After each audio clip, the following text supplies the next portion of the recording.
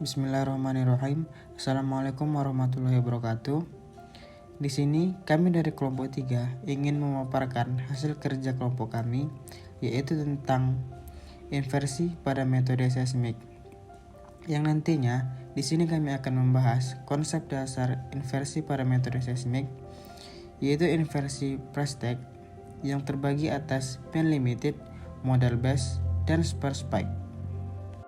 Sebelum itu, izinkan saya memperkenalkan anggota kelompok kami, yaitu Ahmad Rizky Merpau dengan NIM 04, Sakial Sihombing dengan NIM 06, Tantri dengan NIM 10, Hurlaili Syawalia dengan NIM 22, Besden Firdaus Liutonga dengan NIM 23, Raivaldi Febrian dengan NIM 25, dan Emandika Septimayandi dengan NIM 26. Berikut merupakan pemaparan presentasi kami. Konsep dasar seismik inversi. Ada beberapa pengertian mengenai seismik inversi. Di antaranya adalah menurut Menke yang mengatakan bahwa inversi itu merupakan integrasi teknik matematik dan statistik untuk memperoleh informasi yang berguna mengenai sifat fisik berdasarkan observasi terhadap sistem tersebut. Pendapat di atas itu masih bersifat umum, bukan secara langsung mendefinisikan seismik inversi. Berdasarkan uraian sebelumnya, bahwa inversi merupakan proses yang secara langsung menentukan nilai impedansi dengan data tarik seismik yang ada. Nilai impedansi itu berhubungan dengan koefisien refleksi bumi. Nilai impedansi berhubungan dengan koefisien refleksi lapisan bumi, yaitu menurut School 1994, KR sama dengan impedansi akustik I tambah 1 dikurang impedansi akustik I dibagi impedansi akustik I tambah 1 ditambah impedansi akustik I, dengan impedansi akustik I itu sama dengan rho VI dan I adalah lapisan Kn. Inversi seismik merupakan suatu teknik untuk membuat model geologi bawah permukaan dengan menggunakan data seismik sebagai input dan data sumur sebagai kontrol. Pengembalian dari rekaman seismik ini merupakan suatu pemodelan ke depan atau disebut dengan forward modeling. Inversi seismik merupakan pemodelan ke belakang atau backward modeling, di mana inputnya merupakan rekaman seismik yang dimodelkan inversi ke dalam penampangan impedansi akustik. Berdasarkan macam data, metode seismik inversi itu dibagi menjadi dua, yaitu inversi pada data seismik yang telah di-stack atau biasa disebut dengan post-stack inversion, dan inversi pada data yang belum di-stack atau disebut dengan pre-stack inversion. Dari bagan ini dijelaskan bahwa metode inversi seismik dibedakan menjadi dua, yaitu inversi pre-stack dengan inversi post-stack. Inversi pre-stack itu dibagi menjadi dua, yaitu inversi AVO dengan inversi tomografi, sedangkan inversi post-stack dibedakan menjadi dua, yaitu inversi amplitudo dengan inversi medan gelombang. Inversi amplitudo itu dibagi lagi menjadi tiga, yaitu band limit, model base, dan spare spike. Inversi Priestley. Inversi Priestley dapat digunakan untuk melihat pengaruh fluida yang dapat memberikan efek perubahan amplitude terhadap offset.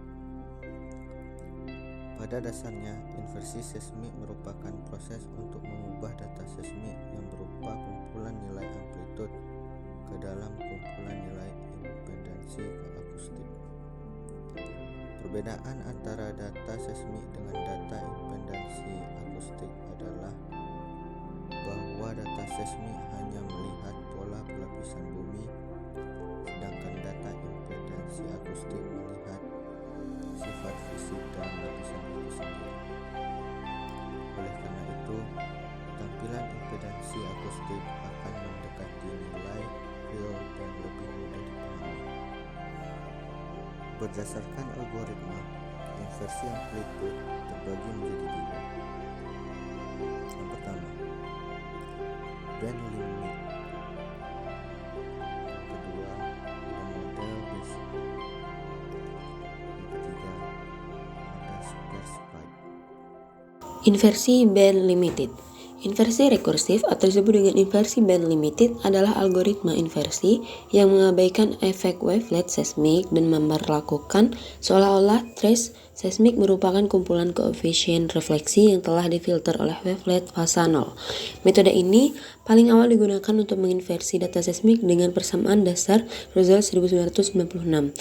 RI sama dengan rho I tambah 1 dikali VI tambah 1 dikurang rho I dikali VI per rho I tambah 1 dikali VI tambah 1 ditambah rho I kali VI sama dengan ZI ditambah 1 dikurang ZI per ZI ditambah 1 tambah ZI. Dengan R adalah koefisien refleksi, rho adalah densitas, V adalah kecepatan gelombang P, dan Z adalah impedansi akustik. Mulai dari lapisan pertama, impedansi lapisan berikutnya ditentukan secara rekursif dan tergantung nilai impedansi akustik lapisan di atasnya dengan perumusan sebagai berikut. ZI tambah 1 sama dengan ZI dikali P dalam kurung 1 tambah RI per 1 kurang RI. Keuntungan metode inversi band limited atau rekursif diantaranya, metode ini menggunakan data seismik sebagai input, sehingga berdasarkan trace seismik dan menggunakan wavelet berfasa 0 agar memberikan hasil yang baik. Lalu ada metode ini merupakan metode yang sederhana dengan algoritma yang terbatas, yang memberikan hasil berupa resolusi dengan bandwidth yang sama dengan data seismik. Selanjutnya, permasalahan yang terjadi pada inversi rekursif. Yang pertama ada kehilangan komponen frekuensi rendah atau efek band limited.